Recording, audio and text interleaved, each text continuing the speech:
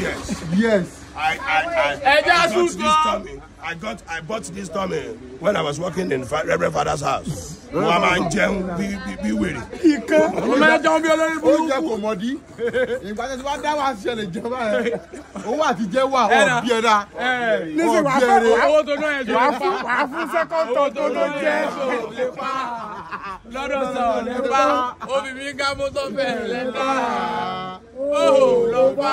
Malasia Gabotega, Magorobo, Magelepa, Igo Beta, forward never, backward never. I'm a very visa Oba.